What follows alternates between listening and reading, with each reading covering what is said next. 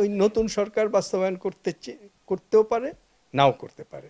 সুতরাং বাজেটের ভবিষ্যৎ অনিশ্চিত। আরেক দিক থেকে অনিশ্চিত, কারণ এই বাজেটে সুদের পেমেন্টটাই হলো সর্বাধিক।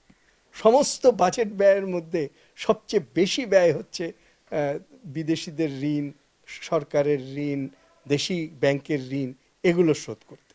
তাহলে এই সুদের হার তো আরও বাড়বে, কারণ এবারও আরও ঋণ নেওয়া হয়েছে। টাকা যেহেতু ছাপাবে না গভর্নমেন্ট, কারণ টাকা ছাপালে মুদ্রাস্ফীতি হয়। তাহলে ঋণ নিয়ে যেই বাজেটটা 46% ঘাটতি হয়তো ঋণ টিন নিয়ে, বিদেশি ঋণ নিয়ে, তো এটার সুদের হার তো আগামী গভর্নমেন্টের হাতে পড়বে। সুতরাং ফাইন্যান্সিয়াল জটিলতার মধ্যেও পড়বে। এবং আগামী গভর্নমেন্ট যদি ধনিক শ্রেণীর গভর্নমেন্ট হয়, তাহলে এবার যেরকম ধনিকদের কাছ থেকে টাকা উদ্ধার করা গেল না, তখনও করা যাবে না। তার মানে বাজেটটা একটা মন্দার মধ্যেই থেকে যাবে। আমি এই বাজেটকে বলেছি, অন্যান্য জায়গায় আমার সাক্ষাৎকারে বলেছি, মন্দা অভিমুখী বাজেট, সংকোচনমূলক বাজেট। আনএমপ্লয়মেন্ট এবং পভার্টি বাড়ানোর ব্যাপারে এই বাজেটে কোনো সুনিশ্চয়তা নেই, নিশ্চয়তা নেই।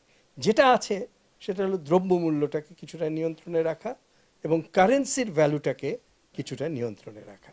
তাও আমাদের অর্থ অ্যাডভাইজার বলেছেন, অর্থ উপদেষ্টা বলেছেন যে আইএমএফের শর্ত অনুযায়ী আমরা এখন এটা বাজারে ছেড়ে দিয়েছি ফরেন এক্সচেঞ্জ রেটটা, কিন্তু এটা যদি বেশি বেড়ে যায় তখন আইএমএফের শর্ত আমাদের পক্ষে মানা সম্ভব হবে না, আমাদেরকে মার্কেটে ইন্টারভেন করতে হবে। তার মানে এখানেও একটা অনিশ্চয়তা আছে যে হঠাৎ যদি কোনো ক্রাইসিস হয়ে মানে টাকার দাম আরও কমে যায়, তাহলে ইনফ্লেশনও আবার হয়ে যেতে পারে। কারণ আমাদের ইনফ্লেশনটা সবসময় ডিম্যান্ড বেস না, অনেকটা সময় এটা কস্ট বেস। সুতরাং টাকার দাম কমে গেলে পরে সমস্ত আমদানিকৃত জিনিসের দাম বেড়ে যাবে এবং তখন সেটার কারণে আবার ইনফ্লেশন হতে পারে। আরেকটা কারণেও হতে পারে, সেটা হলো তেল এবং গ্যাস, এটা তো আমাদের বাইরে থেকে আনতেই হবে।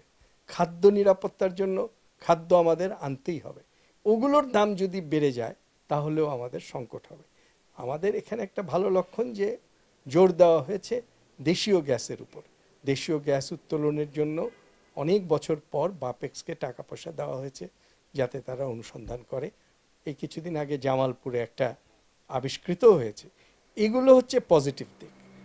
সুতরাং পজিটিভ দিক যেগুলো আছে সেগুলো হলো সামান্য, সেগুলো মৌলিক জায়গায় কাঠামোগত ক্ষেত্রে কোনো পজিটিভ কিছু করা সম্ভব হয়নি, যেটা সিপিডিও বলছে, দেবপ্রিয় বাবুও বলছেন, আরও অনেকে বলছেন।